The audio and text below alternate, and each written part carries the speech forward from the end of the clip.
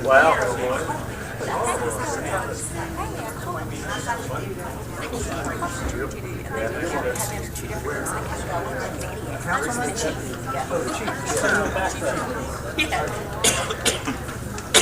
John, how are you? Good. I'm sorry?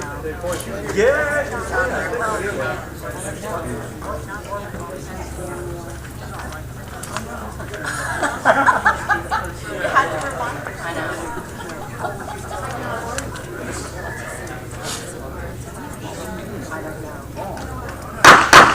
Please stand for the Pledge of Allegiance.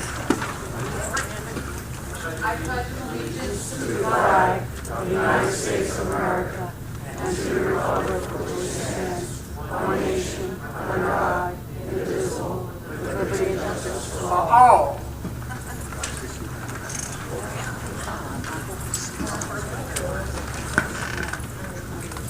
This regular meeting of the Township Council is being held in accordance with the schedule of meetings of the Township Council established and adopted by the Township Council, which schedule designated the time, date, and place of this meeting. Adequate public notice of this meeting has been provided pursuant to the provisions of the Open Public Meetings Act. We are using an electronic amplifying and recording device, and in order to obtain an audible and clear record, we request that all those wishing to speak be recognized and state your name and address directly into the microphone.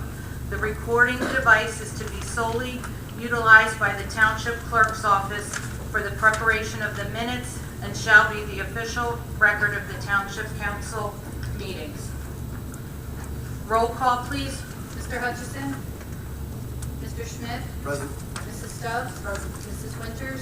Mr. Mignon? Here. Mrs. Strada? Here. Mr. Mercado is on vacation. Mr. Lechner is on vacation. Chief Earl? Here. Mr. Carlemere? Here. Mr. Cantwell? Here. Mr. Cardis? Here. We will now have our first public portion. Anybody wishing to speak on agenda items only, please raise your hand and to address the council. Mr. Polidoro?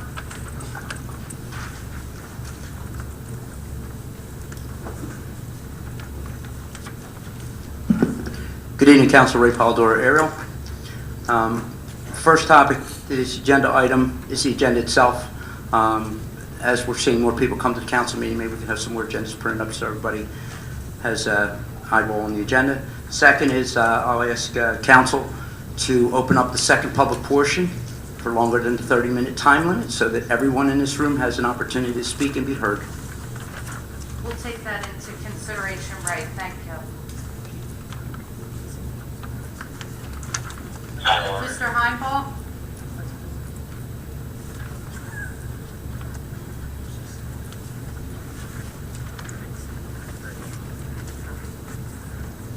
Good evening, Pete Heinball, Morningstar Court. I'll try to refrain from any outbursts out of turn this meeting, unlike last meeting. I apologize for that last meeting.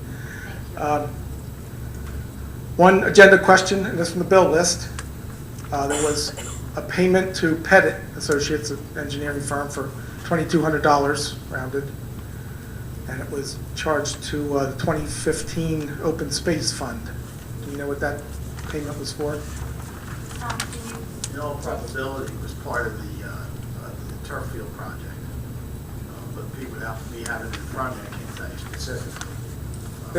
They're engineering, they architects, engineering? They're the township's recreation engineer. So those fields should have been designed and engineered well before now, well before this August, for no need to make another payment to them in August, shouldn't they? No, because part of that contract is inspection, so they have to be out there while the contractor's working to look at the work and make sure that it's satisfactory. This was likely an inspection by Pettit. I would think it is an inspection, Bill. Okay, thank you. Thank you. Anyone else on the first public portion? Seeing none, I close the first public portion. Proclamation. Whereas approximately 1/3 of all fatal crashes in the United States involve drunk drivers, and whereas impaired driving crashes cost the United States almost $50 billion a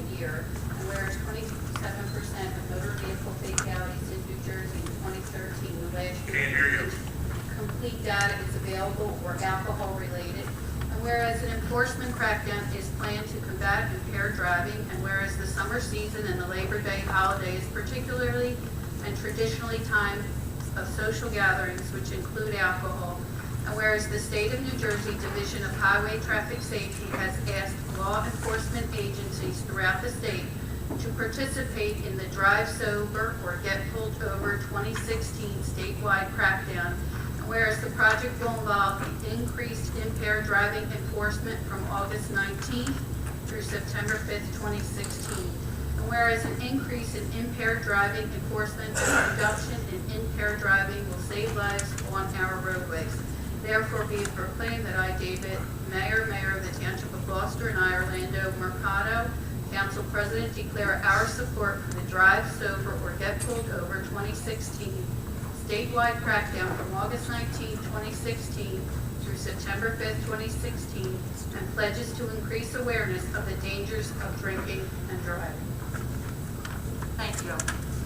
Resolution of consent agenda. Any council person that wishes to remove anything, please speak up. Seeing none, do I have a motion to approve? Second. Thank you. Roll call, please. Mr. Schmidt? Yes. Mrs. Stubbs? Yes. Mrs. Winters? Yes. Mr. Mignon? Yes. Mrs. Strato? Yes. Resolution 247, resolution declaring default of Kearsley 3 LLC for Wood Thrush Avenue, also known as Kearsley 3. Tom, is there anything you wish to add regarding that resolution? No, I think Or the engineer- John, do you have any? I think you have our estimate. This project is a development project, called the Kearsley Road. It ties into the forest bridge development.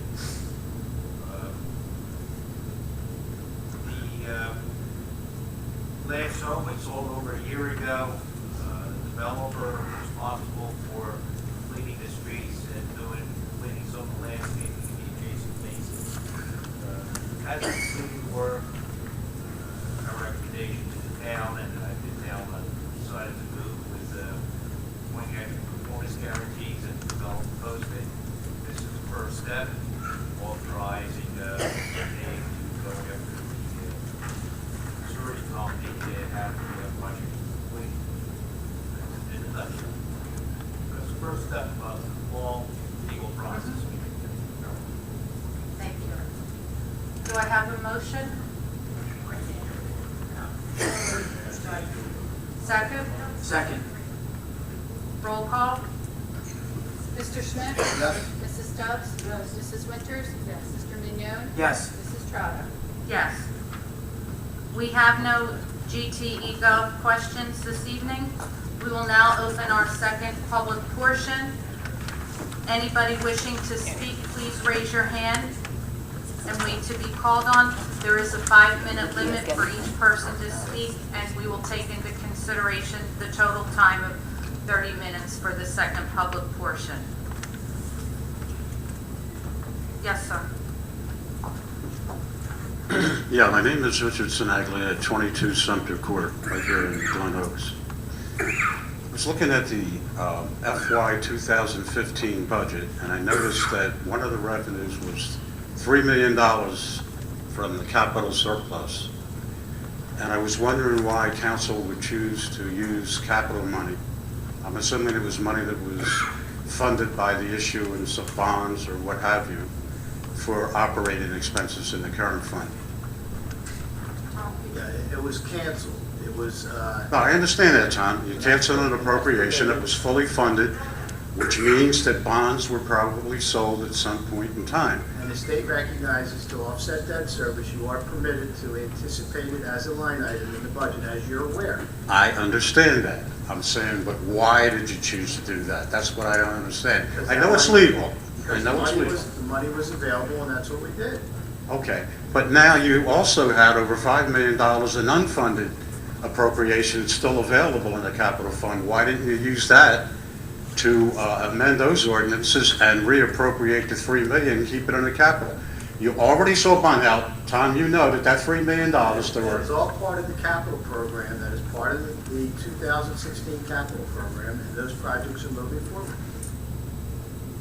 Okay, but what I'm saying is that you had the cash available, that you didn't have to sell additional bonds to fund the unfunded balances that you have in the capital. This was the remaining balance in the in all the capital accounts from all the bond ordinances that we've adopted over the past, I would estimate, 10 years, 12 years, and we chose to cancel $3 million of that issue.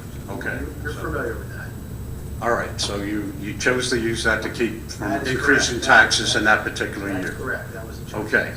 Now, the only problem I have with that, and I understand it's legal, is it's a non-reoccurring revenue.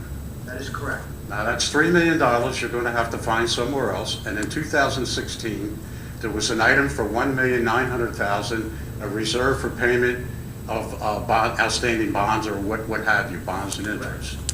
Now, is that a non-reoccurring revenue? It is. It is. It is. Okay.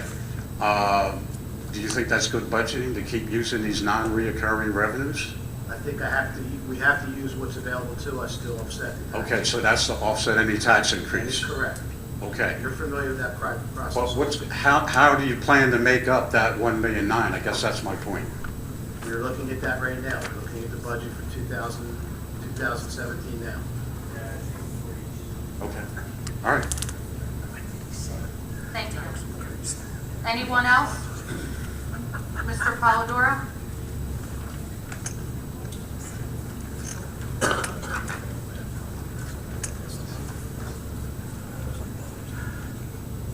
Hello again, Council. Ray Polidoro, Ariel. At the last meeting, the question that arose was about the funds for storms. 2 storms, 3 storms a year. And I think I had asked if you don't use it, for, let's say we have a year we have no storms, you've got funding available for that. You said, I'd asked if it was a use it or lose it deal. Now, that being the case, is that a mandate from the state? Is it mandated by anyone, or is that a municipal choice? You're asking me if money's appropriated in the budget for any type of storm, let's say, for example, snowstorm, if that money is remaining at year end in that particular calendar year, fiscal year, then what happens is it remains. First off, you would do your transfers to cover any overages in any of the accounts, because you can't finish the year off with an over expenditure. Otherwise, you'd have to have a deferred charge in the following year's budget. So what happens then is you reach year end, December 31st, that money sits in that account for an entire year. And the premise behind that is that for perhaps utility bills or trash bills, you're still going to get bills in after December 31st. But you've got to pay those out of what now becomes the reserve. And that money runs for an entire year, and then it lapses to fund balance in the following year. What's the average allotment in an average year for snow removal, storms, windstorms, what have you? What do we usually keep on hand for that? I would say somewhere between 5 and 800,000. Okay, so at the end of the year, and keeping in mind, now that we are a calendar year, the winter goes through that month and into the next year, and that if that is carried forward. And again, the answer to the question is that a mandate or is that a municipal choice? That in the past we have used that money instead of rolling it over to the following year. They'll have the option of, let's say, for example, what happened this year. We had a storm, a pretty severe storm in January, which because of this declaration of a state of emergency qualified for FEMA aid. And so we made an application for that money with our FEMA application. Right now we have $1.6 million coming back to the township from the June 23rd, 2015 windstorm and that January storm. So we're still waiting for that. But if you get to year end, you can't take the money that's in reserve to pay for a storm that happens after December 31st. It has to get charged at that point to the temporary budget because you don't have a budget in place yet. That's why in January we do a temporary budget. Understood. My other question would be, in the foreseeable future, are there any other additional bonds that are going to be looked at and for any other projects? And if so, what? sure there will be bonds, there will be capital projects for road improvements, capital projects for drainage, maybe capital for equipment, for police equipment, for public works equipment. Yes, that's all part of the planned capital expenditure program. Do you have any anticipation of about how much in bonds we'll be seeking in the next 12 months?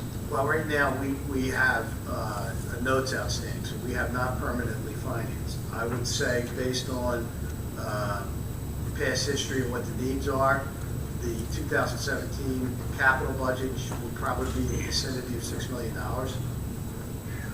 Okay. Thank you. Have a great night. Thank you.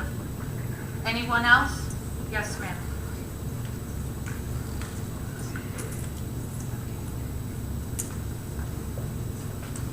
Good evening. My name is Nevada Bowers. I'm a resident at the Courts at Stonebridge Run. My address is 604 Tanglewood Drive, Sicklerville, New Jersey. I am a neighbor of Valari's restaurant, and I would like to say that it's been a terrible experience living next door to Valari's. For one, they have a live band, and at times you can't even hear yourself talk or think. You have to turn your TVs up loud in order to hear what's being said. And we've voiced our opinion about this several times, and we would like to see a resolution of this problem. Thank you. Thank you. Dave, I know we've been talking about it at every meeting. Yeah, council as well as the mayor's administration has requested that I review the noise ordinances of surrounding communities, and so far we've gathered 3 or 4 ordinances from the various communities. But more so than that, I've met with Ken Lechner, Director of Community Development, and asked him to pull out the site plan approvals for Valari's, to review those, specifically those that deal with the deck and that tiki bar that's out there. The tiki bar is what the issue is, from my understanding. So I'm in the process of reviewing those. I know I have a meeting coming up in the next few days with the mayor's office to go through what I found from reviewing the site plan approvals for that site that deals mostly around that tiki bar. So we don't have a good handle on what those approvals granted or did not grant at this point. Thank you. Thank you. Yes, sir.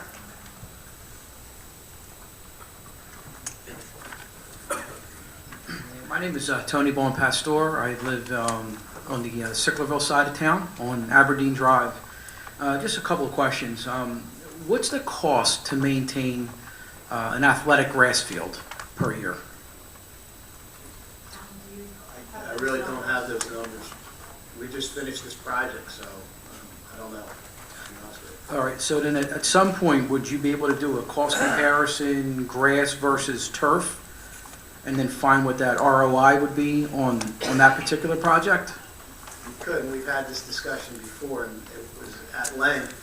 It went on for several weeks, even into a couple months, and the end result was no, we really couldn't produce something that would be useful with regard to return on investment. The primary reason for the turf fields was the fact that a lot of the fields could not continue to be maintained because they were grass, there were ruts in it, the grass wouldn't grow, it was dirt, the fields couldn't rest. There's just too big of an athletic program in Gloucester Township to be able to accommodate just using the grass fields. And so the decision, after much discussion with the various leagues, was to look into the turf fields. Fair enough. Then the other question around that is, what's the cost to maintain the turf field, to clean the field, to germs, to MRSA, things that you get from it? That was your original question, and I don't have that answer for you here. Okay. All right. Thank you. Thank you. Yes, ma'am.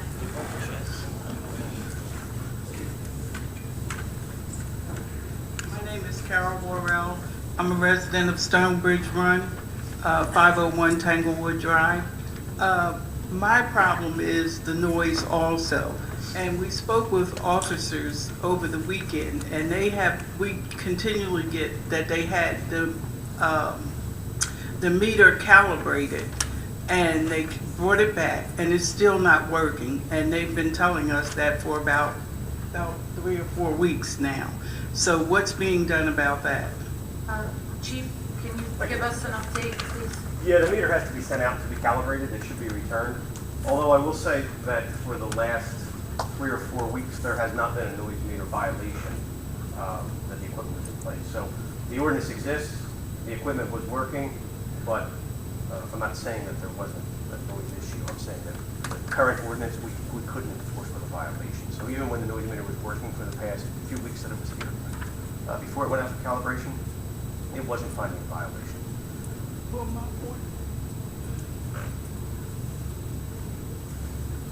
my point is, we were told several times that they were in violation.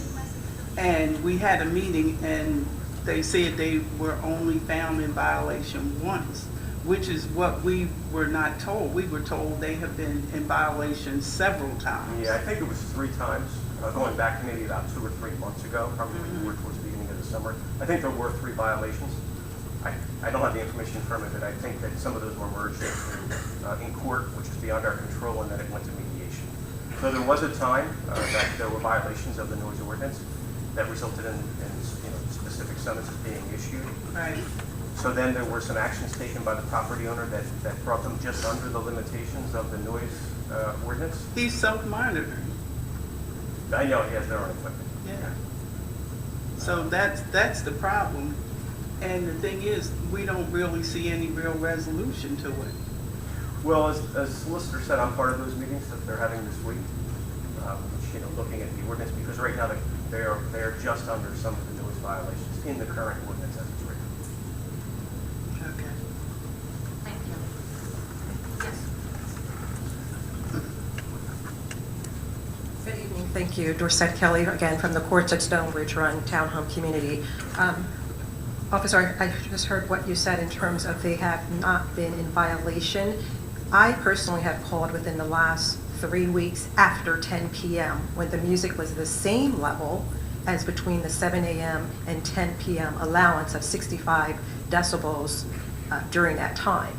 I called at 10 p.m. I also called at about 10:07 when the music was still at, I guess, that allowable 65.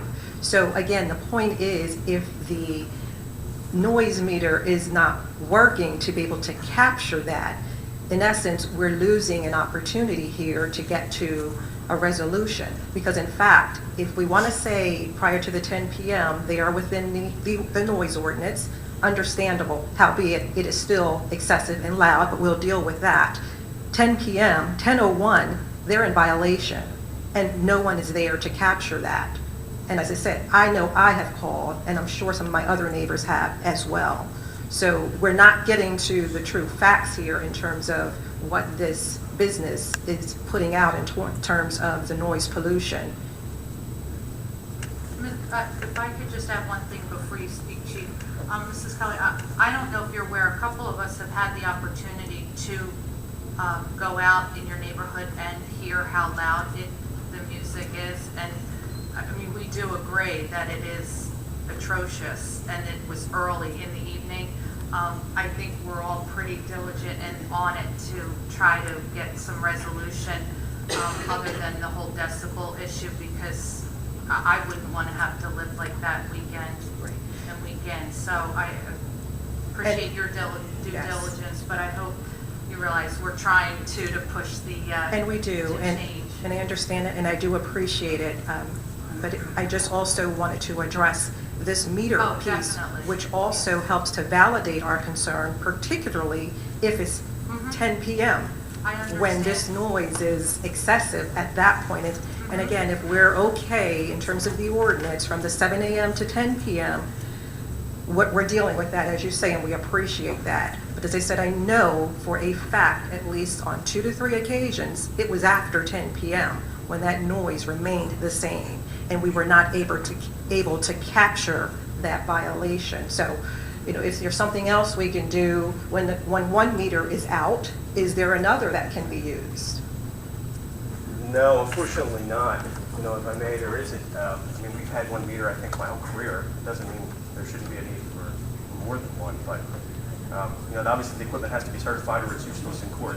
Unfortunately, that timing happens now where we need it. Now, we've gone out probably 8 times with that meter, and there was no violation. I mean, honestly, our response over the past few months has been pretty significant. I know you've probably seen the officers in yards. The officers that use that noise meter have to be certified by Rutgers, of course. They have to be called in to respond to that. It's not just any officer who's working. So our response to the Valaris incident from a law enforcement perspective has been pretty significant. And I'm sure that I know that's not helping you in the past few weeks, but when you look historically back to the beginning of the spring, taking 3 violations to court, albeit it has not solved the problem, you know, we've responded there quite regularly, and we will continue to do so. But we've seen so many times where we've gone out and it has not violated the ordinance. And again, I'm not saying that it's not loud or it's not bothersome. I completely understand that, but we can't write a violation if it doesn't violate the ordinance. And as soon as it comes back and we have that meter and it's certified, we will go back out and we will continue to make those, take those measurements, and if there's a violation, we'll issue that summons. Of course we will. So I suspect that will be rectified soon, but what we're realistically seeing is, even with having a noise meter and the current ordinances in place, it's still not making you comfortable. So the issue is, in fact, that the acceptable level of the decibels in the noise ordinance is still loud. And that's what you're hearing. I mean, there are times we've gone out and it's been very loud, but they're still not violating the ordinance. So I think that's why the solicitor spoke that it needs to be looked at from a much larger perspective. Realize bad timing on the equipment, but it's still going to be addressed, but it needs to be addressed in a bigger fashion. Thank you. Thank you. Yes, sir.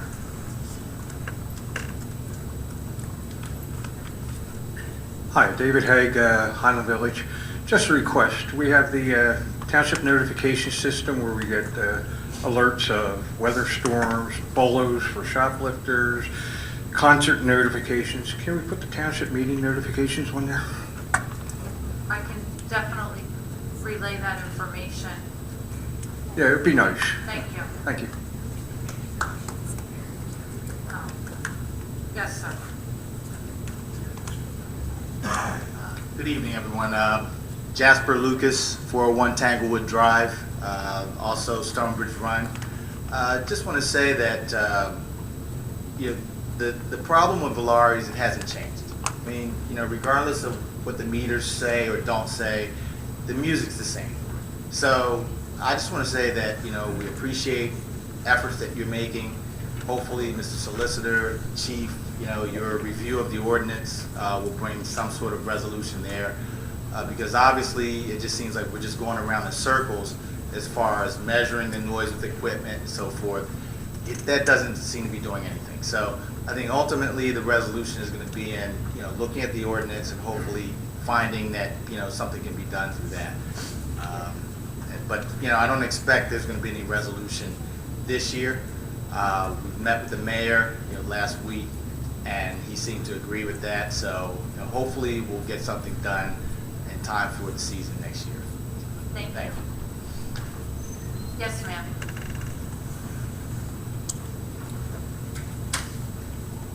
My name is Cheryl Burley. I'm from Country Air Development.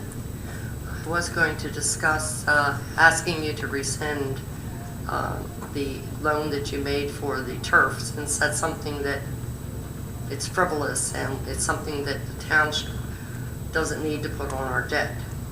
However, evidently it's already gone through and you're going to do this. Perhaps in the future you can find some other way of funding it. Maybe with all these teams they can actually donate money or whatever towards the upkeep and so on of the fields instead of putting it on the taxpayers. Just to be clear, the bond that was passed for that project was funded 100% from the recreation and open space tax that was approved overwhelmingly by referendum back in the early 2000s. And that money for all that debt service is going to be coming out of that fund. Oh, so it won't be on our backs. It's not So it coming won't out go of the into general the fund, debt. it's not part of this tax. Oh, great. Mr. Cardis, would you please specify the exact dollar amount of debt that this township is in as of today? I wouldn't have that figure for you, but I would estimate it to be somewhere around 55 million. Okay. In debt? In debt. This township is in debt. No, it's not in debt. Now, that's debt service. That is money that has been borrowed, and we're paying principal and interest on that money. Okay.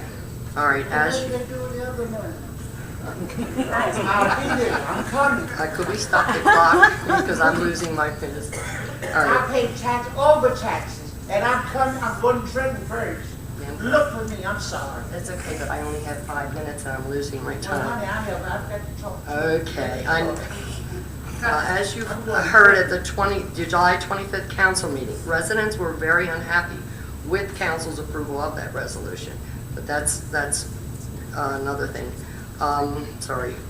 I have noticed that even though there are numerous driveways in my development in Country Air for handicapped access, I see taxpayer dollars being spent to install corner ramps. Why is this being done? Is it state mandated?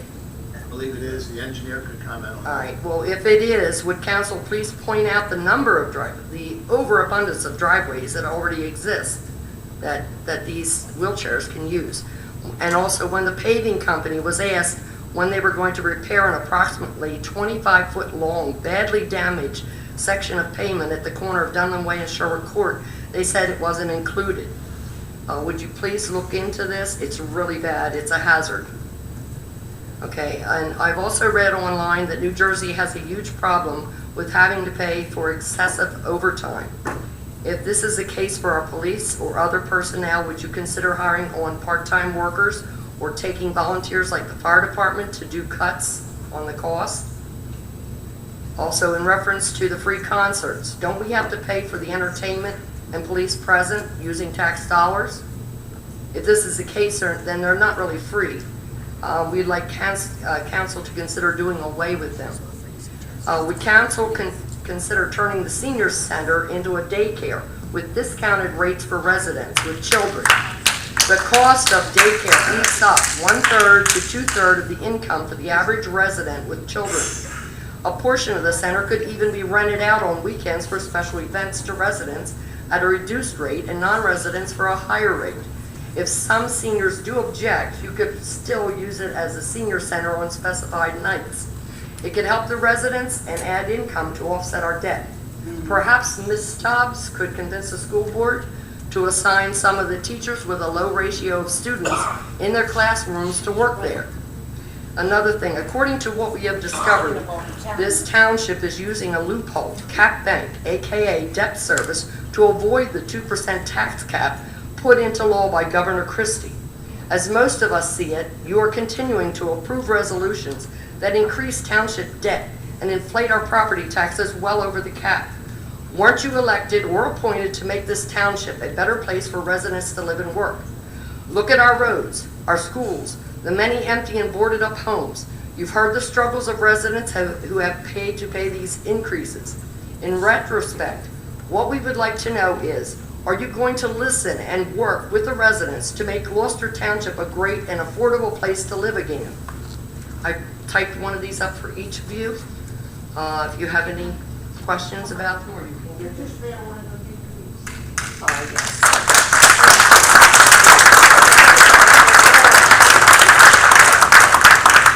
Go ahead, Miss Sarah. I know you're ready. I may be down, but I'm not out. Thank you. Good evening, ladies and gentlemen. My name is Sarah Bash Young. On one end of my street, where I live, they call it Peter's Cheeseman. On the other end up here, they call it Little Gloucester Road, I think. And down at the other end, I don't know what the name of it is down there by Terrestrial, but it's another name. Good evening, council. I love you. I miss Sam Sala. I go to see him, and I hope you have been. Keep him in your prayers. He's not feeling well. He's trying to tell me something, and he can't get it out. But so help me, there is a God, and I'm going to find out what happened. I'm going to study this. You're doing a wonderful job. God bless all of you. I'm going to Trenton. The governor is a friend of mine. He wants me to go around with him because he knows when I get ready to say something, I'm not afraid. God is on my side. How many seconds do I have left? You're good. You have almost 4 minutes. Oh, 4 minutes. Praise the Lord. Well, now, let me see now. Chief, God bless you, your brother up the street here, all of you. We love you, we love you. And if you need me, call me. Because the one before you, Chief Stickler, anybody remember him? Stickler. Chief Stickler as well. Yeah, in the 70s. He sold me a 38 and told me how to shoot it and told me to shoot it, ask questions later. I can't tell you.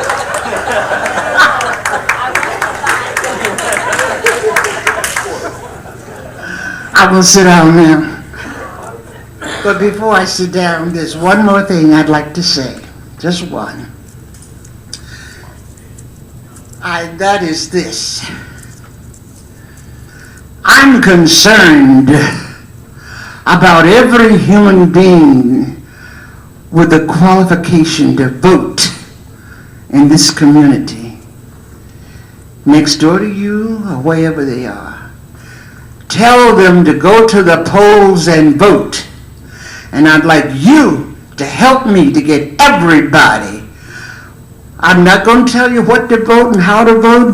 That's up to you and God. But register. I'm going out here on my little scooter and ring doorbells. And I'm going to put on something sassy, and I want them to know that I'm out here.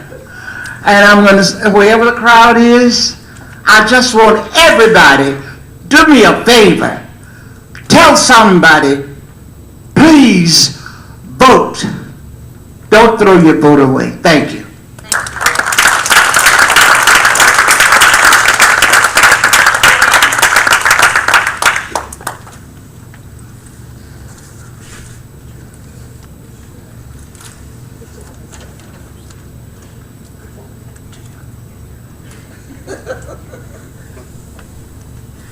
Joanne Carr, Timber Birch. I have a question, Tom, about the open space.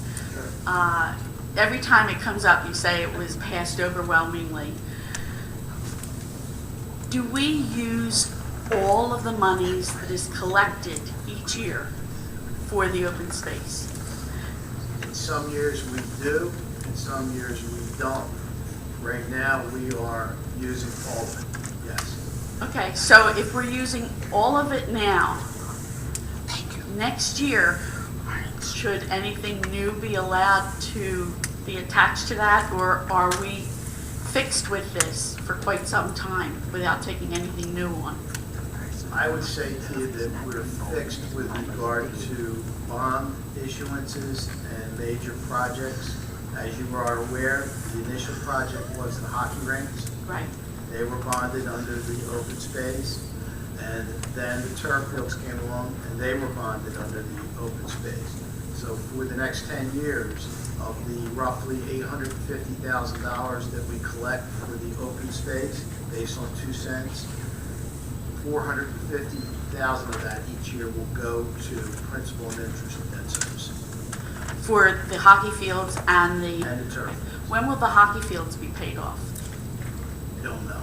I'm sorry. I mean, it was a while ago that we did it. It's about 4 or 5 years ago. I have to get back to that. I don't know.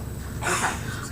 What other things are being accomplished with the open space money? I know our parks are being mowed. Correct. And also applications of fertilization, which we've never done before. The irrigation systems are being installed. Many times we're replacing playground equipment. Playground equipment you see out in Veterans Park that was purchased through the open space. The rubber surfacing.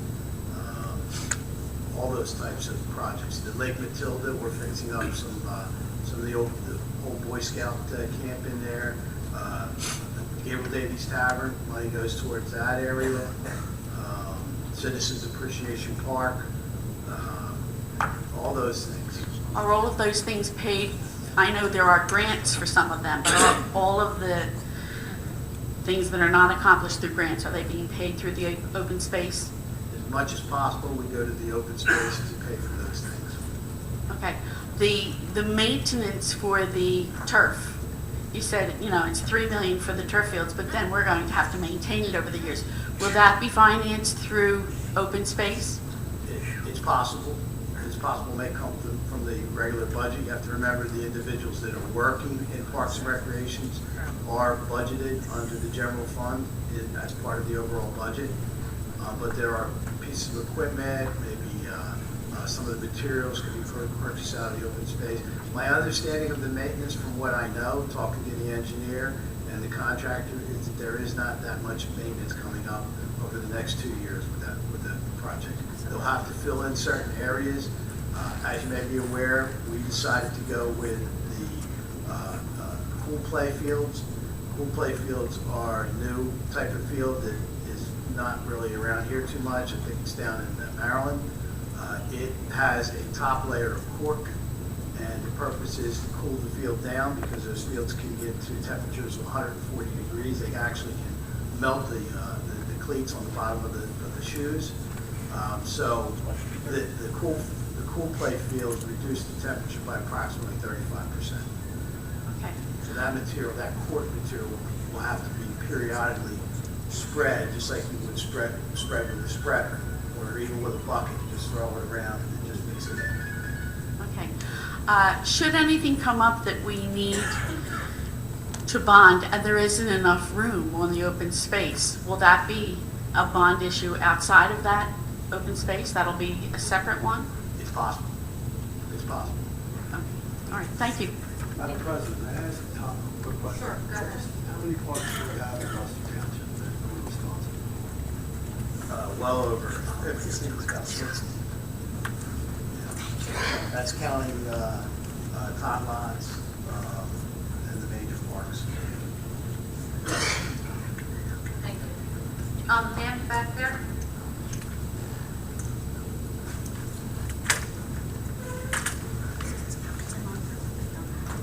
My name is Carol Kalicheko. I live in Timber Birch. I actually had a few questions I wanted to ask, but I've changed my mind. I'm going to tell you why. I sat in the back, and I've looked at all of you up here, and I can't believe the facial expressions that you show when people ask certain questions. And it seems like nobody is getting an answer. Obviously, the people are here. We want answers for things now. Maybe people didn't come to meetings in the past, but we're going to come. And we're going to bring our friends, and we're going to knock on doors, and we're going to keep coming back until we get answers. Right. If they're spending money, they need to explain it to us and show us when we want to see it. This right. needs to change. If it takes getting people out of office or whatever we have to do, every one of you, I mean, not every one of you, some people are listening, but there are people that I saw rolling their eyes and not paying attention. And I think it's disrespectful, and I think it needs to stop. And that's all I have to say.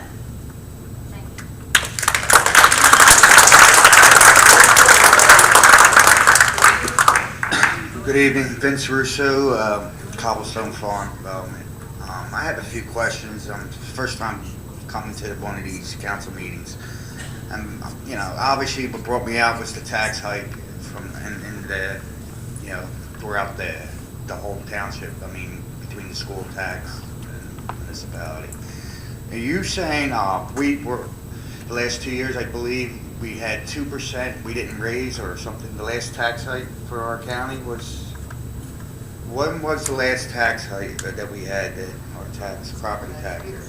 Was it last year? And it depends how you're phrasing the question. Well, like, are you asking about the overall tax rate? No, just our township tax. The local? Yeah, our local. The local actually, in 2015, went down a penny. And the reason it went down a penny was because the rateable base increased. When the ratables go up, the tax rate goes down. And so that's really not attributable to anything with the budget because the amount to be raised stayed the same. So it was really, in my view, a no change situation. The year before that, which was calendar year 2014, we had a 7.4 cent tax increase. The year before that, 2013, again, because of the rateable change, a 1 cent increase. The year before that, there was a 0 change. The year before that, which calendar year 2011, was a 0 change. And then we had a 0 change in the transition year, moving from a fiscal year to a calendar.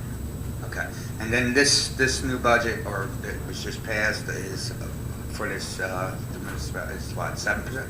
Our portion of that was 11 cents. 11 cents. Okay. And as you noted before, the local school went up 7.6 cents, the county went up 3.6 cents, and the regional up 3.9. So total combined was over, 26 cents. 26 cents. It's the perfect storm. Everything's going up. It's great. It's hard for, the regular people, I'm working 80 hours a week, to be honest. I'm never even home. I'm never even home to enjoy my home. It's crazy. It's got to stop. We got to do something. Because, I don't know how the elderly do it, the senior citizens, people that are on a fixed income. It's sad. And then also had a question regarding, I don't know if you can help me out. At Mellon and Sicklerville Road, I live at the Mellon entrance, there's no left-hand turning lane, and I was almost rear-ended in numerous accidents there all the time. I'm just wondering why there's no left-hand turn into that development into Mellon, where all big school buses are there. The traffic backs up at certain times during the morning and night. It's really inconvenient. I don't know who I need to talk to see if we can have a... Chief, is that something, I'm sorry, I didn't mean to interrupt you. Is that something that you can answer or look into? We can certainly look into it. You're back on Sicklerville Road, turning left into Mullen Drive? Is that Yes, right? during school hours, not even school hours. Just to turn in.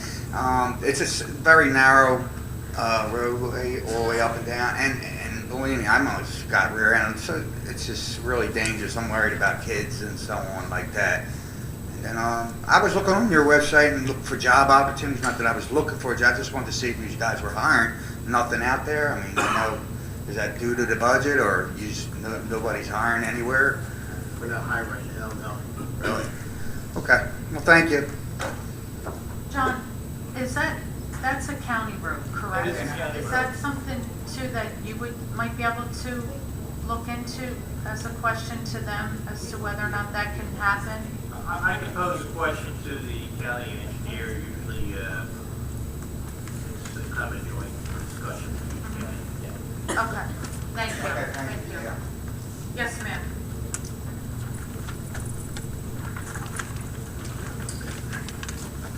Excuse me. No problem.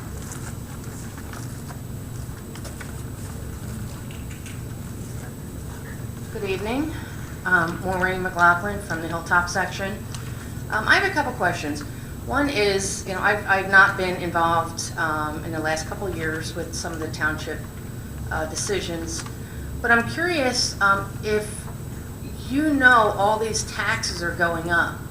The municipal tax going up 11 cents and overall 28 cents. How do you justify putting out $3 million for a turf field?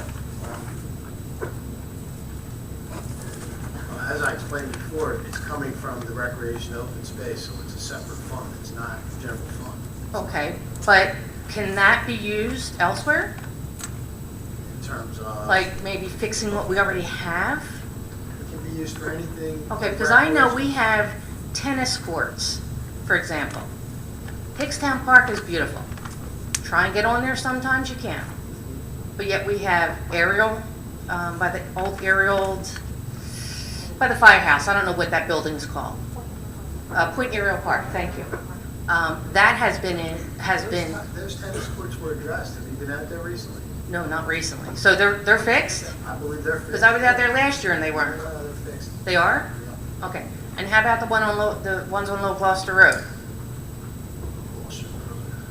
across from? Across from Valley Brook. I'm not sure of that. I'm not sure. I know we did some work there, but I'm not sure whether. Okay, well, I will go check them out, Tom, and I will let you know. So my question is, though, if you know the school budgets are going up, what are you doing to try to reduce our tax rate? When we review our budget, we do go over, but we were not aware of the other tax increases from the other entities. We Okay, were when do they only take informed. place?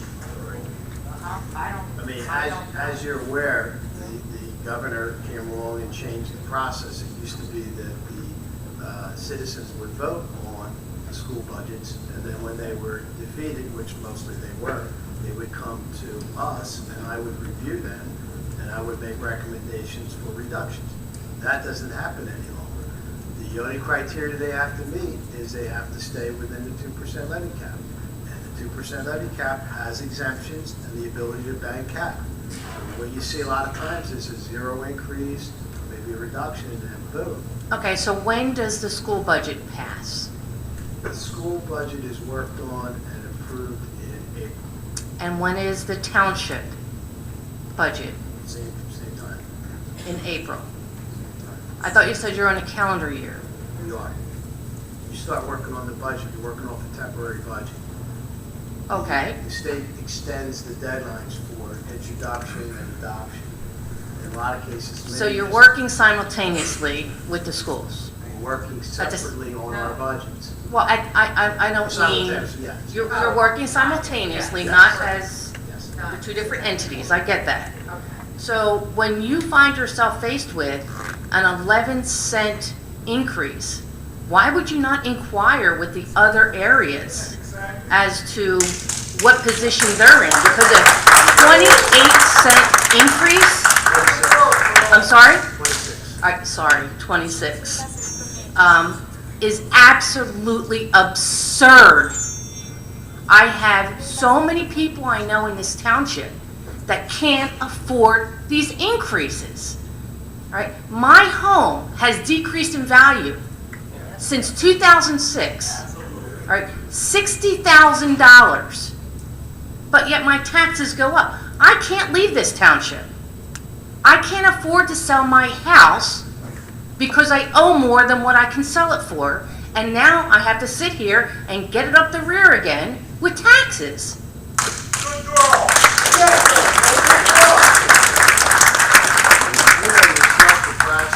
You know from being a councilwoman.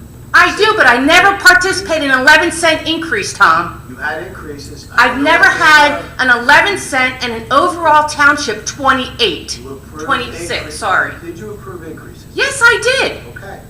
But I have not done it at that level when the condition of the economy, wait a minute. When I was on council, okay, the economy was a hell of a lot different. All right, right now, people are foreclosing on their homes left and right. That wasn't happening when I was on council. So don't compare the two. All I'm saying is, did you have increases? Don't compare the two, Tom. When people are in desperate need, okay, of trying to stay in their I home, understand that. I don't- you cannot put this kind of increase on the residents. So if that means you don't get a $3 million, field, or you don't get a tank, or you don't get whatever, there are certain things we need to do. We definitely need police. Okay? Because I know what's going on out there. I know the domestic violence that's going on, the drugs that are going on, and what do you think's happening with these abandoned homes? What are you doing about the abandoned homes? We do have a program in place where once the complaint is filed through code enforcement, after a period of time, I believe it goes through the court chief, I'm not sure, but after that period of time, we can go out with our crews and we fix the properties up and we lien the properties. So that whatever work we're doing out there is being charged to that property. And you don't have enough people to do it. That's correct. That's correct. And that's exactly my point. So when we I look can at the- tell you there's probably 20 homes in my little development, okay, that have been abandoned. Okay, and I know, and this is not a cut on the municipal workers. I know they're busting their tails, but this is a community issue that we have, and we cannot ignore it by, just saying, well, we'll get to it. There's a legal issue we have to go through. I mean, I have people on my street that they've left their homes and their grass is this high. Okay, when I call, someone comes out and does something, but I shouldn't have to do that. I've been in this township a long time. I don't want to have to, constantly be doing your job. And I just want to know what you're doing going forward with trying to keep these taxes down. Are you going to work with the school districts? I mean, I know we do some shared services, but maybe it's time that you have a council person that is a liaison for the school board so they can report to you while you're working on your budget so you know what's going on. Because apparently you don't know what's going on because you just said, we didn't know that. Well, you should. If you have an 11-cent tax increase, you should know what the county's doing, what the local school and the regional schools are doing. And if you don't, shame on you.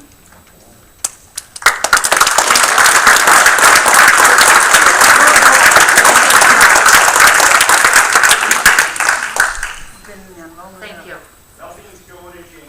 So moving forward, you're not going, will you consider putting a liaison, okay, on these other areas?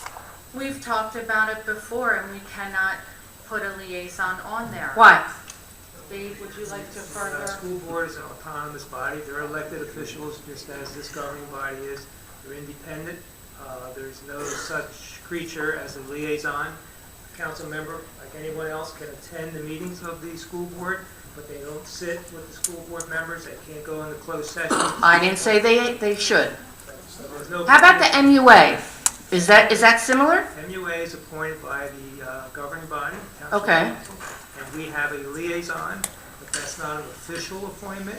Okay, so why don't you do an unofficial appointment to the school boards? What I was going to say is the local MUA, GTMUA, allows our council liaison to participate with them, does not necessarily invite him or her into closed session, but that's because council created that position because they appoint Gloucester Township MUA members. We don't appoint school board members. So they're elected officials, totally independent from this government. Okay, I recognize that, but are you saying that if council chooses to recognize a liaison from council to attend those meetings, they could not do that? No, they can attend the meetings. They can. So my question is, will council, Not as a liaison. I'm sorry? Yeah, We can attend them, but not as a liaison, because they're, All right, how about the housing authority? Is that also under the township's jurisdiction? Housing authority is also under the jurisdiction of the governing body. We have by ordinance established the position of liaison. We name. Okay, a how about the council YAC? Is YAC still around, the member. youth We have organization? athletic, liaison. Yeah, I'm on the Parks and Rec, and we have talked about bringing the YAC back. Okay, is that an appointed thing? That's under this governing body. It's under this governing body in what capacity? Appointed by this governing body. The school board is not appointed by this governing body. School board members, regional and local, are independent elected officials. They don't have to respond to the governing body in any fashion. I recognize that, but my point of asking that was since, I'm sorry, I forget your last name. Trotta. Since Ms. Trotta indicated that council was not aware of what the schools were doing, I'm making a recommendation and would like council to consider that if the schools are getting out of control in taxes, that maybe council should know what's going on. I'm not saying going into closed sessions, but know what's going on while you're doing your budget so that the taxpayers don't have a 26-cent tax increase. Can I ask you a question? Sure. Are we new council member? from 2000, 2005. 2000, 2005.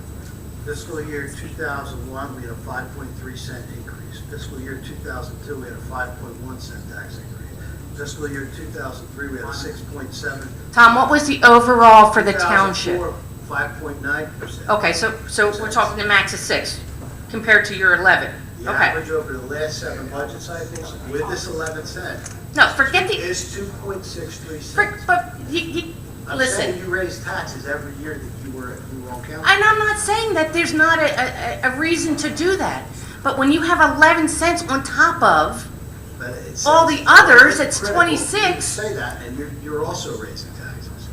what were the overall taxes in those years? You don't know, right? But I know what the local was. All right, I so know the what- next meeting, I would appreciate if you have the same stats for the overall taxes, so we can see if in total, it was more than 26 I'd be cents. happy to provide that. All right, I appreciate that. And again, I'm not saying that you can't keep it at a 0 tax increase. That's absurd. I get that. It's the whole process. It's I what get the that. state of New Jersey put in effect. They don't raise our state aid. They put everything on property taxes. You have to then look at the budget. What are you going to cut? I get that, What but that's what we services do you need get to rid of? start doing a little bit more, because guess what? We have to make cuts here. I understand that. So I think we just need to tighten our belt a little bit and think about, you're going to have maintenance on that turf, okay? Maybe 10 years from now, you're going to have to replace the turf. So, these are things that we have to be thinking about. I understand. So, I mean, I appreciate all of your time, I really do. But I think we hear you. I mean, you make a good point. Go ahead. You do. I have a question, because you formerly worked on council. Could you give a suggestion of where you think a cut? I mean, you spoke and said, of course, not the police force, and I'm not putting. Well, I'll tell you what, I will be part of your next budget sessions. Well, And I'll tell you exactly where I think you should cut it. Okay. And Tom knows I will. I would But welcome. I'm agreeing on No, no, no. Just ask for a suggestion, what, off the top of your head, I heard someone mention, I've heard other things mentioned, I've written things down. What would be a suggestion? You've been in this chair. What would Well, be a being that I have not been involved since, last 9 years, I could not give you an answer to that. But certainly during the workshops, when you're here doing the budget, I will be participating in that, because I believe that I do need to be part of that. I'll Right. look forward to it. My thing is, I just want, all right, I'll just prepare you all now, I'll be here. So, Tom knows me, he knows what he's gonna get his hands into. So with this budget, the appropriations on this budget. Right. Over the prior year increased by $1,243,000, or 2.19%. So it's not an appropriation problem, it's the revenue. It's a revenue, because people are foreclosing on their homes. That's my So point. the problem with looking at this budget, and I did pour through this budget, you know I do, is that most of the expenses are statutory. I can't cut the trash. I gotta pick it up every 2 weeks. I get that, and I know it's about revenue and appropriations, but we need to think outside the box somehow. Because It's either tough we money. need to, I mean, listen, we have to we're do gonna something. have layoffs, we're gonna lay people off, and then what happens to safety? What happens to safety? So we have less police officers, right? No, I'm not saying police officers. We don't have enough. Chris. So, but anyway, my point is, Frustrating, very I know it's frustrating. I frustrating. sense your frustration. But we have to look at, we have to start now looking at the overall, when it gets to that level, we need to look at everybody. And I'm not saying that you can do anything with the schools, you can't do anything with the county, but if you're educated as to what they're doing, okay, maybe there's more that you can work together or something. I don't know. I don't know what the answer is, except for the fact that I would love to leave Gloucester Township, but I can't. How many of those meetings that we had with the local, state, and the regional, how did those meetings go? They were contentious? It was There's no doubt. hide and seek game? We had to look to find the money? There's and no when I doubt. said the money's there, what'd they say? Nah, it's not. And I said, well, we'll have a cup of coffee next year, and I'll look at your audit, and I'll tell you what, we'll see who was right. Who was right all those times? I was, because I knew it was there. Tom, I'm not debating on that. And very well, that budget could have had something. I'm not debating compelled, on they're that. not compelled by law to let me look and say, I think you could appropriate more surplus. That doesn't happen anymore. And that's because Christina's administration changed that. Listen, I'm not debating that. I'm just saying that there's a lot going on right now, and we have to start thinking a little differently. I'm telling you that we have no hammer on them in terms of the budget. And the same with the county, you know that. Maybe we should look at some different engineering services, you know, some of the fees that we put on. The state needs to change the process is what needs to happen. Well, then maybe council should do something about that as well. Maybe you need to go to the state. Yes. All right, on our behalf. Yes. So, Thank you. and I also encourage everybody to go to the school board meetings because no one goes to them. They're the same night. Thank you, Maureen. Hey, Chief, how are you? Good evening, Council. Grant Schul, live here in Glen Oaks. I was here a month ago, and one of the things that I asked Council was, what can you do to mitigate the tax increases that we're facing? I asked you for ideas. Haven't heard any ideas yet. Didn't really expect it, but I haven't heard any. If you're here to do a job for public service, let's do it for public service, not for money. Let's just do it for $1 a year. Also, you want a way to save money? Sell the tank. The county has a tank. We don't need a tank. How many times since we've owned it have both tanks been called out to do something? I'll bet never. There must be some other township that's a sucker for something like a tank. Let's sell it to them. Also, Black Horse Regional School District ranks 142nd. Why don't we see if we can't get on a performance-based salary thing with this? And I know it's talking about the union, and I'm not trying to knock the teachers, but let's do something to stop the increases. 11-cent increase, and you guys say you knew nothing about it? Well, there's something wrong with We didn't know that. anything about municipal. We said about the school, the county. Also, I suggested that once you reach the age of 65, we stop being taxed for schools, because we're not using them. We don't have kids in those schools.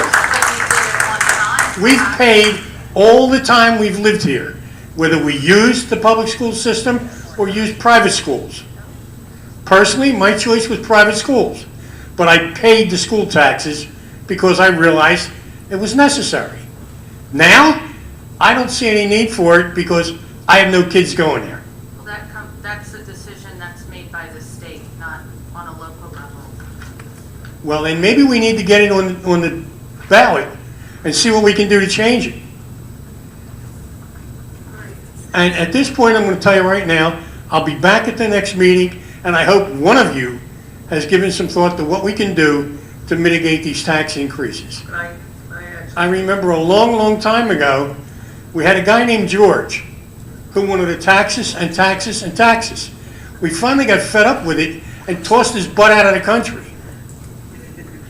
Take note. If you don't learn from history, you're going to repeat it. Before you leave,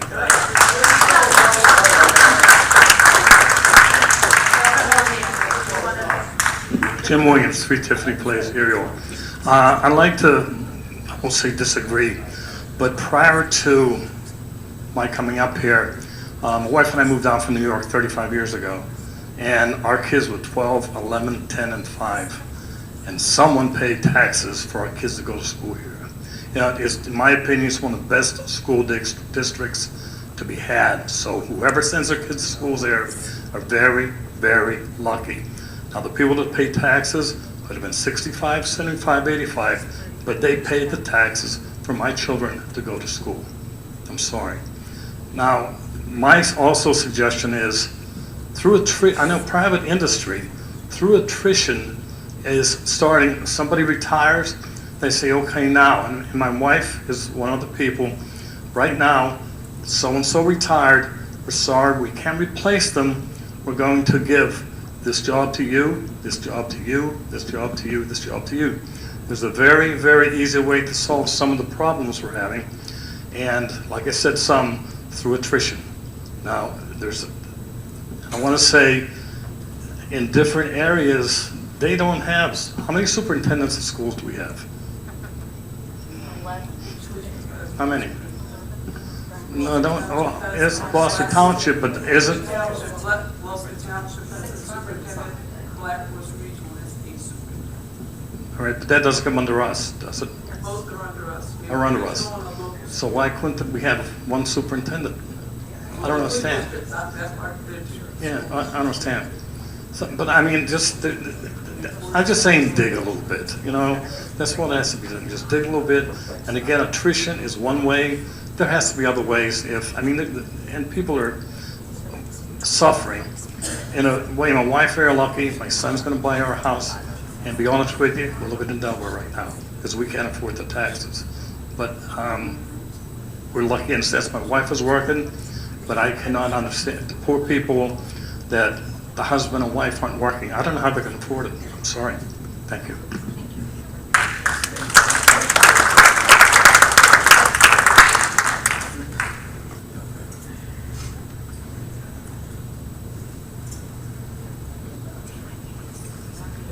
Hello, ladies and gentlemen. Dennis Palmer, Braemar Avenue.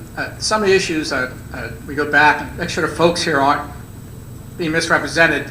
I remember the referendum for the open space. I got my neighbors to come out to vote for it because people, when they looked at it, guarantee 100% there wasn't a single person who thought about $3 million for turf fields, and that came out.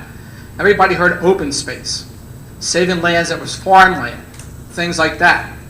Just because the money's there, and it's there because of everybody put it in. They put in the cents per whatever it is now. What is it now, Tom? How many cents? 2 cents. They put their 2 cents, literally the 2 cents in, thinking it's going to be open space and we're going to have farmland preserved, other things like that, not turf fields. And the money's not like it's magic money. It's everyone in this room's money that they put in over the years. It's sounding like it's the Transportation Trust Fund. The money's gone.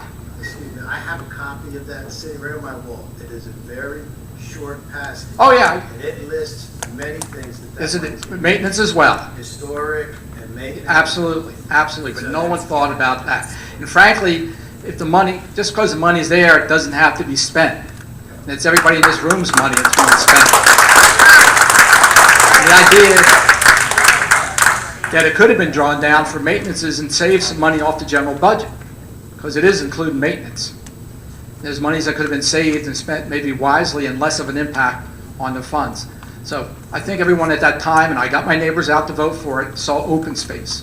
And yes, there's many other things in that paragraph. I know very well. I remember seeing it and reading it. Thank you. Anyone else? Sir?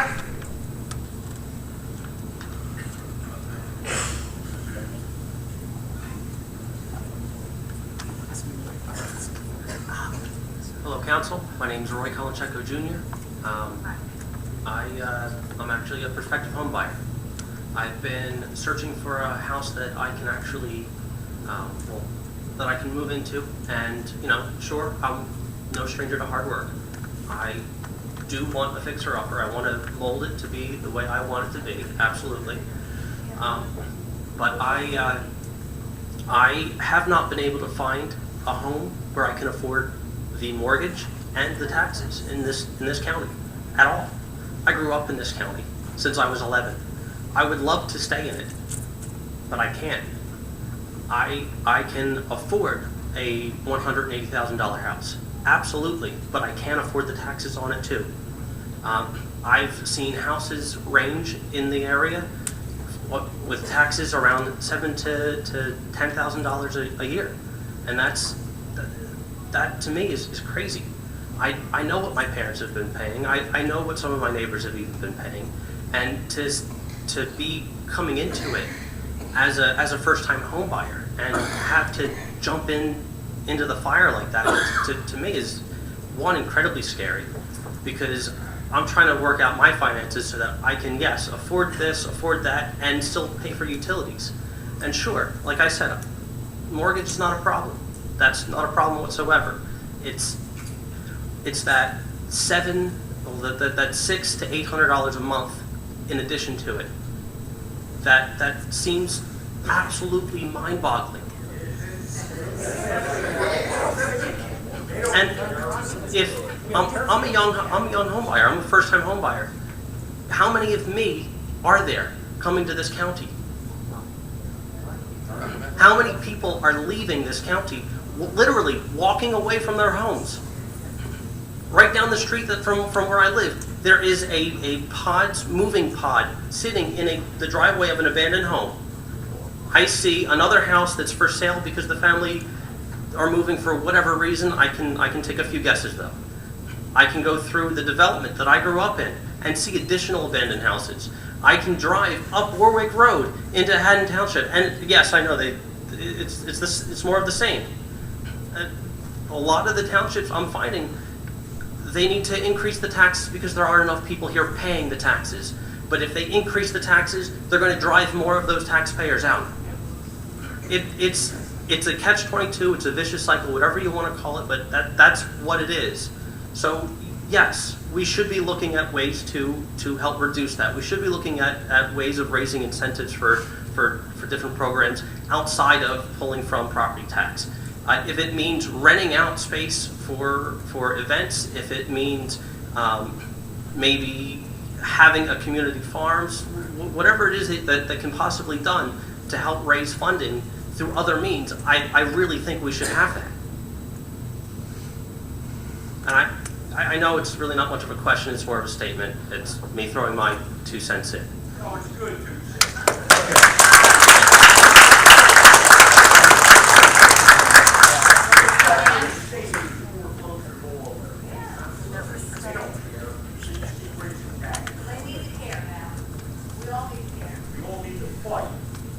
Can you please respect those that are coming to speak, please? Joanne Clark, Timber Birch. All of these people are here because of this year's tax increase. The horrifying thought to me is it's going to go up again next year. It won't go down, correct? Well, people behind me are saying it has to go down. Do you think next year's taxes will stay the same, go down, or go up? How can you answer that when we haven't even looked at next year's budget? Working on those numbers now. I'm going to push for them to go down. Right. I mean, we hear what everyone is saying, and I think when it comes time to review, Right. I know all of us have many pages of notes to bring into discussion. Well, I know you keep asking us for ideas, and a few people have brought them up. We would like to hear ideas from you. I mean, if it means us coming to the workshop meeting, we would like to hear what you guys, how you think we can get around this. If a lot of this stuff is mandated, maybe we can get Assemblywoman Moscata to join in the meetings and go to Trenton for us to alleviate some of the things that we're paying. But it has to work both ways. You have to give us ideas, and we have to give you ideas. And we're willing to grasp at anything, because this is the response you got from this year. If next year stays the same, we'll still be holding our breath. If it goes up again, I'm like, there won't be anybody here for you to govern. So, okay, thank you. Yes, right.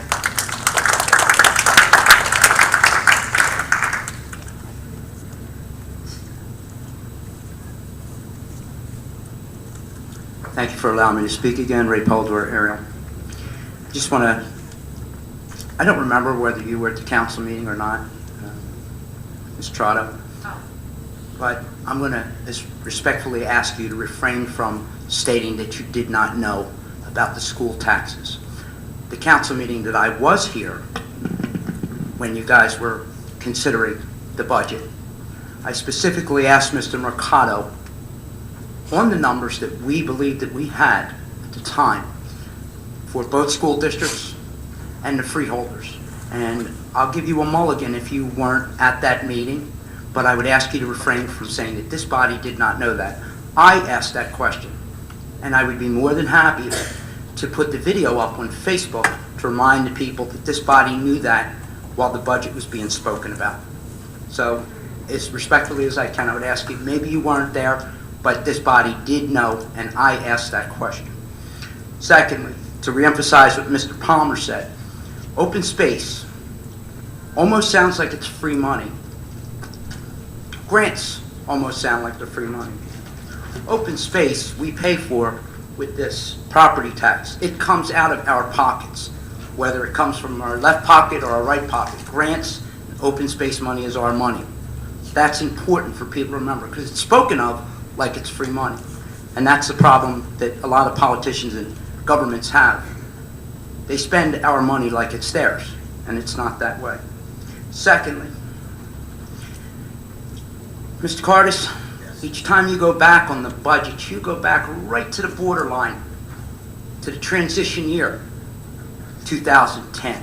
But you fail to mention 2010, which was a 23.5-cent increase that this body passed and Mayor signed, which equates to about 25%. One that Mayor Hatton presented to the council. I believe Mayor Hatton presented 12 cents. She was removed from office by virtue of the change of the election period, which gave her 6 months less than the 4 years, which she was unable to complete the budget due to the process that this body voted on to change the elections from May to November. So it was Mayor that signed that 23.5 cent budget. No ifs, ands, or buts. It's his signature on that. Just a side note on that. 23.9 cents was preceded by a 21.8 cent tax increase. I'm sorry? 23.9 cent tax increase in fiscal year 2010 was preceded by a 21.8 cent tax increase in fiscal year 2009. Okay. You remember how the economy was in 2009? Just stating what the tax rate was. Okay. I am going to also pay a compliment to the township has, and I know that you guys have been up on taking care of the vacant homes, mowing the lawns, putting the aluminum gutters back up. I know that because I have so many vacant homes in my development. I see the work being done. And it's applaudable that you do that, but they're still vacant. And there's going to be many more. And these people are coming out to these meetings, not because somebody is making them or it's going wild on Facebook or next door. They're coming out because time and time again, it happens. And it hurts bad enough. And Mrs. Carr's question was, will it go up again next year? If she would have just simply asked the question, is it going down next year? That would have been an easier answer for you. The answer would have been no. But let's remind folks that when you increase it 23.5 cents, and then you applaud yourself for voting a zero increase, that zero increase is 23.5 cents higher. Now you go 9.9, and you jack it up again, and you say zero again, but it's now another 9% higher. Each time you raise taxes and you applaud yourself for a zero increase, the new level is here. I don't think you should be applauding yourself. And we know it has to do with the elections. It always does. It always will. Everybody does it, both sides. But this is not any town. This is our town. Look at it again. Keep looking. Because it's not going down. We all know that.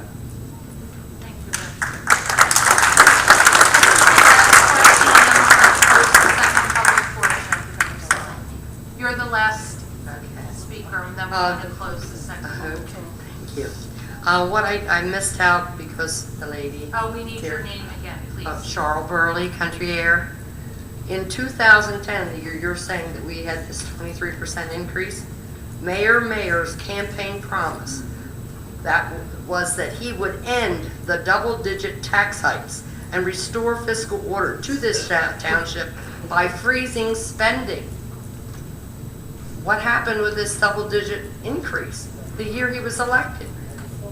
It was like he told us all a lie, and he's never here. When I used to cover these meetings for the Record Breeze, the mayor was here. The mayor's never here. Why is that? Right. Is it that he just doesn't care about his constituents? I don't understand that. And you, Mr. Carlemere, and you, Mr. Cardis, used to have smiles on your faces. You were happy. You were doing a great job. Under this mayor, you're not doing a good job. I don't know if he controls everything or what, but people are taxed out of their minds. They can't afford it. I speak to my friends all over the United States. Not one of them pays as much as I pay in 3 months in the whole year. A whole year they pay less than I pay in 3 months. There's got to be a better way. You've got to find ways, and you've got to tell us you're looking for them, so that we can earn more income from other entities. Sell some of those extra parks we have. We don't need that many parks. And you said that was coming out of that one fund. Well, You cannot sell a park. pardon me? You cannot sell a park. You can't sell a park? Well, Once it's on the, what's called the ROSI list, the Recreation Open Space Inventory list, under the Green Acres DEP, if you sell a parcel, you have to replace it, I believe, 2 for 1 or 3 for 1. well, is there any way we could turn it, some of them that aren't used that much, into like garden centers, so local communities can have gardens in there to start growing their own vegetables and things like that? We do have that at Gabriel Davies Tavern has a community garden. Okay, could we increase it to more so that we don't have to continually go back and fix these parks up? The communities could use them. We have to find ways to make some sort of income to decrease our debt and to keep our taxes under some kind of control. We can't do it. We want to do it. We know you guys are trying, but we need to find more ways, and we need you to come. You're intelligent people. You wouldn't be sitting up there if you weren't so intelligent. Try and get creative. Try and figure out ways that we can make some money or raise some funds, like for these sports things. Why can't those kids do like the Girl Scouts do?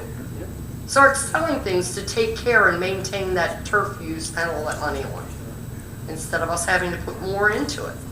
Actually, what I'd like to see is that whole resolution, or whatever it's called here.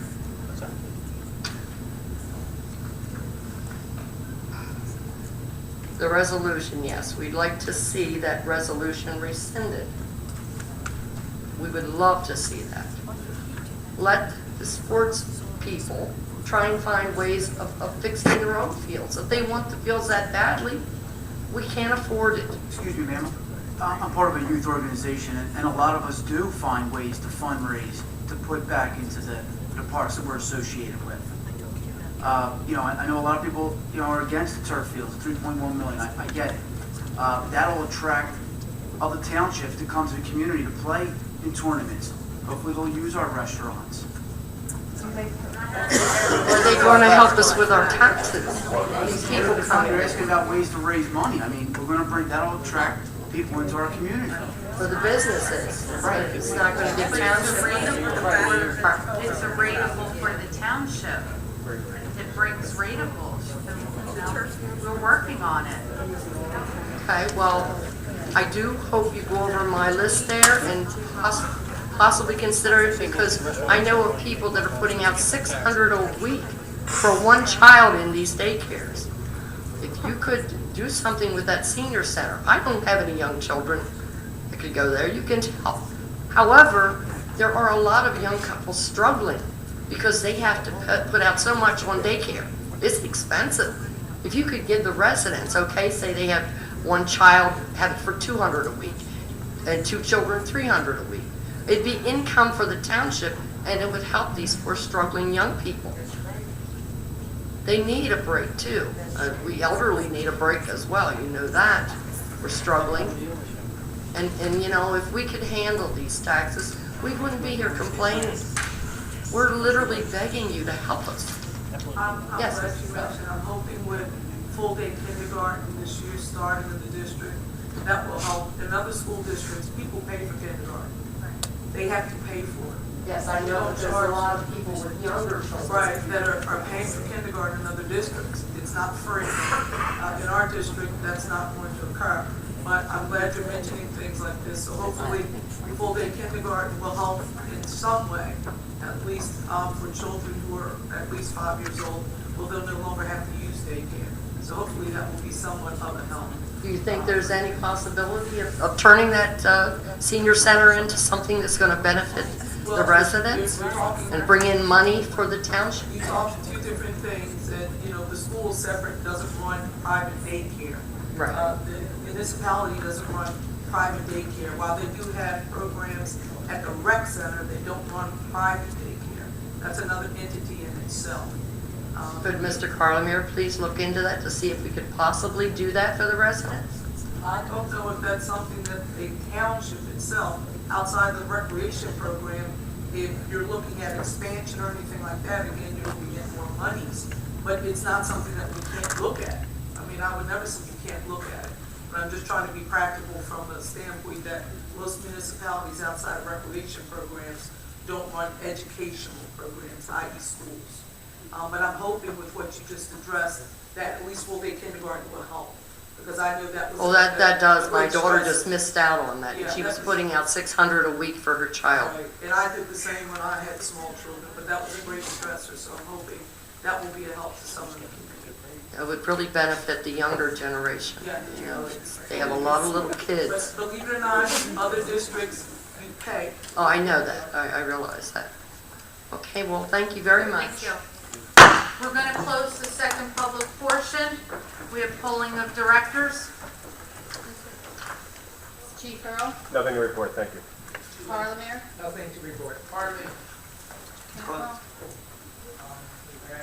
I had announced it, and when, no, you did not. When I announced it prior to that, your hand was not up, sir. Come forward. This is the absolute last one. You did not have your hand up prior. No, you did not, but go ahead. Sam Sweet from the aerial section. I too am part of youth athletics. Did the council ever think of getting, is it possible, sponsors for these turf fields? Like a Pepsi, an Adidas, glove manufacturer, football? Companies are willing to spend money for advertising. Did you guys ever think about that?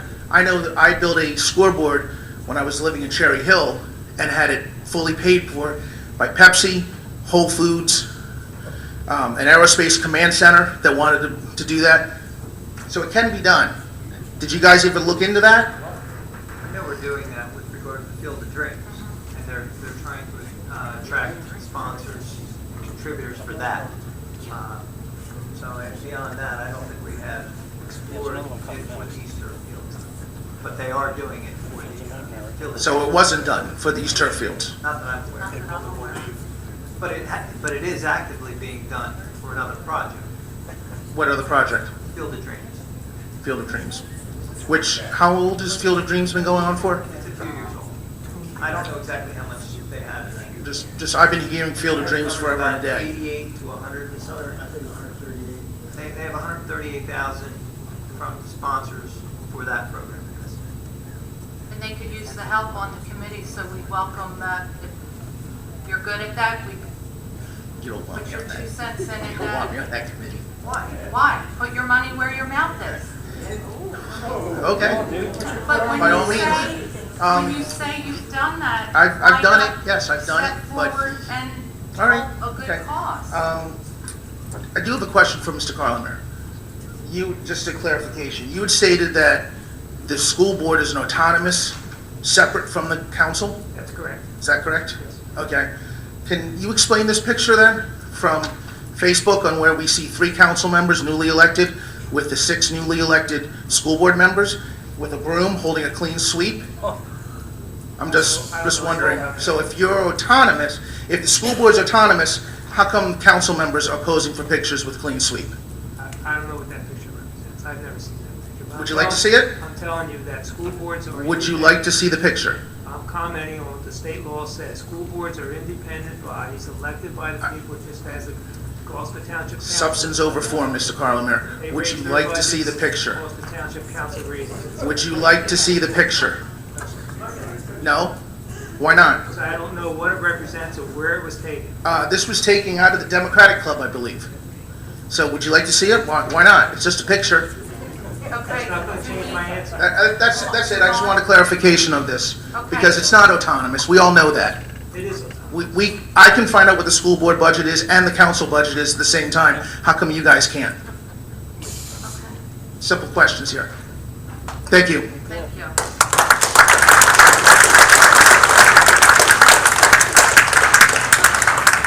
Polling of directors.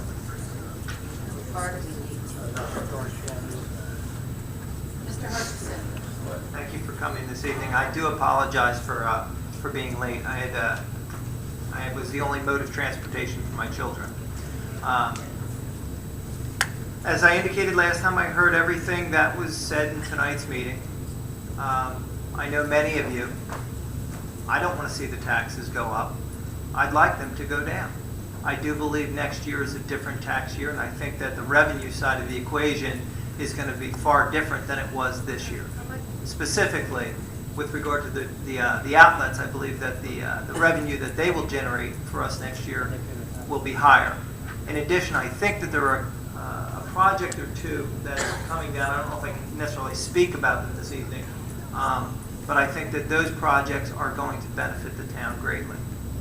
I hear you about the turf fields, and you don't have to go very far beyond the turf fields to look at the hockey rinks.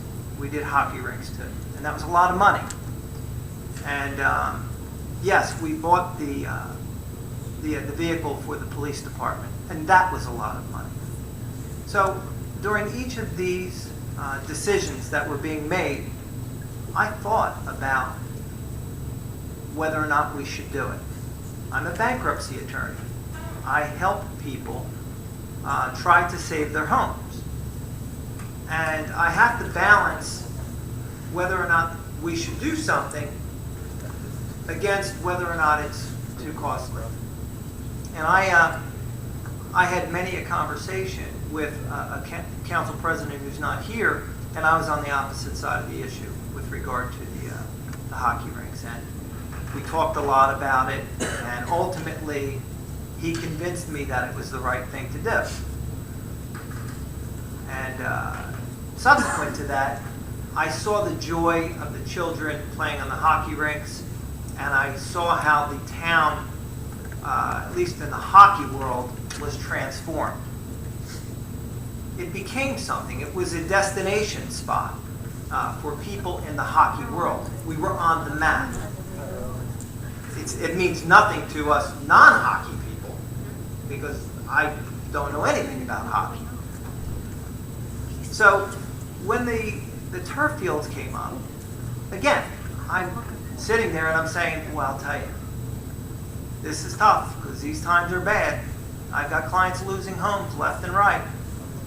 But at the same time, I'm trying to do a job up here that is going to beautify this town, that is going to give the children of the town something to do after school, during the summer, whatever have you, so that they don't take the opposite path, the one that we hope to God they won't take.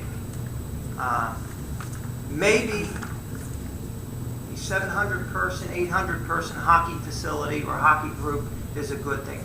And I know that we have great football organizations. We've got great baseball. We're starting lacrosse with these fields. Maybe this is going to make a difference in a couple kids' lives. So I supported it. Maybe I'm wrong. And if I'm wrong on that, you all are going to let me know. I have full confidence that you will let me know. And I'm prepared to accept that. And I will pass the torch to the next person who's going to take my turn. Okay? Got no problem with that. We turn to the police department. And I've had people yelling for the past couple meetings. But I got broad shoulders. I can take it, trust me. And they've been characterizing the vehicle as the tank. Well, I think that there were a couple of situations in the news within the past month where a similar vehicle was utilized to save lives, specifically to save lives of police personnel. And believe it or not, there was a gentleman who came here and did not think that was appropriate justification to have a vehicle. Well, if I told you today, which I know this is totally hypothetical, but if I said to you today that this vehicle is going to save a police officer's life, I know this is totally hypothetical, a month from now, would you be willing to spend the money for it? That's the type of decision I have to make up here with my fellow councilmen. And I understand, and I respect your opinion. I do. I see your head. I get it. To you, it's not worth it. To me, it is. It's important.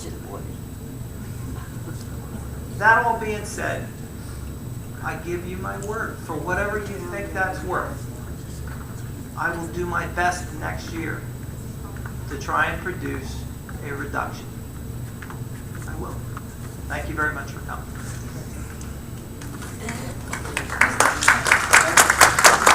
I would like to thank everyone for coming out this evening. I'd like to thank everyone for your comments, and I'm sure your comments will resonate with this council. Thank you. I also appreciate, today's meeting. I heard suggestions, even though I asked the one lady who was here, and I heard suggestions that were offered. I wrote down the suggestions of where you think, some of you think that we could make a cut here or make a cut there. That's going to be the next big decision for this body. Where one group wants to cut, another group won't. What's the right cut to make? What's not the right cut to make? Those are the decisions that we have to make. Based on some of us asking you, again, me getting an idea of what's important to who and what's important for the township, what's important for us to thrive, to become progressive. This is the hard work now. It's tightening the buckle to the belt because we hear you. I think our hard work is just going to begin. And not because it's the right thing to do. We have to, as someone said, think outside the box. Maybe these are we have to think differently. Again, we all complain about the state of New Jersey and its taxation. I'm with you on that, but it's not the way that we can continue to sustain ourselves. So we are going to have to make those hard sacrifices now. So again, when we're asking, what do you think? What are your thoughts? Please bring those back. And think of not just your box, think outside the box and how it will serve everyone. Because that's the way we have to think. So I really welcome any ideas or thoughts anyone may have that when we go into discussion, these are the things that we can think about. Which we think, things that you may not feel that we should be paying for, some things you think we can put by the wayside, or maybe bring back when economic times are better. But these are the hard times that are coming now. Again, we can take suggestions. I appreciate the tone today. I think it was great. I really appreciate it. I think everyone should speak their mind. But the tone today was great. To me, it was progressive. And frustration is understood. It's on both ends. But I really think the hard work, working together, is coming now. That's going to be hard, the hard decision.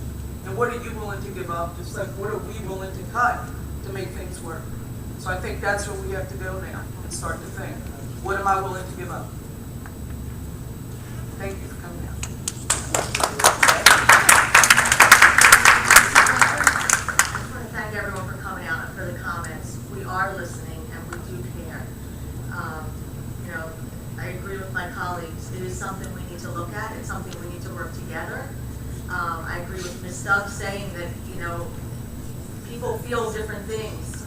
When we had the discussions about the turf field, this place was full of people supporting it.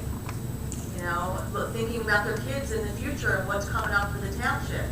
And then you have other people who obviously think that it's not a good thing.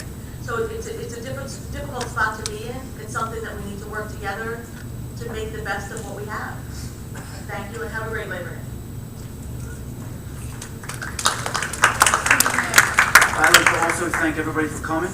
I also do appreciate your comments and your opinions. Let's all please get out there and enjoy this wonderful weather. Hopefully we could shut the air conditioners off for at least 4 days. With that said, have a wonderful Labor Day. Thank you. I would like to thank everybody for showing me their respect as I filled in for Orlando this evening. I greatly appreciate it. I greatly appreciate the comments that were made and the statements. I don't think I could say it any better than my colleagues have said it, other than we are listening. And it's nice to see you all out here and participating in these meetings, because having done this for a few years, there's many times that these meetings, there's only maybe 3, 5 residents. And as I think Michelle touched upon with the turf fields, we had a room full of people that supported it. And now we're seeing a totally different side. And so perhaps with continued participation, it, we're seeing things differently, and we will definitely take it to the table when we go to discuss the budget and upcoming resolutions. And I just want to remind everyone, and Chief, if you want to add anything to it, but if you have the opportunity, the end of September 24th, that whole week, Gloucester Township Police and the township is hosting the National Canine Competition. And if you please, keep an eye out on the alerts and the township page. If you have the opportunity, come out and see these great canines from all over the country and Mexico that will be competing against each other. We have some of the top dogs right here in Gloucester Township competing. It's just a wonderful, wonderful event. But please come out and support the police and show your appreciation for what they do and how they put their lives on the line every day. This is a great way to show your support. Thank you and have a great Labor Day. We make a motion to adjourn. It is Black turkey.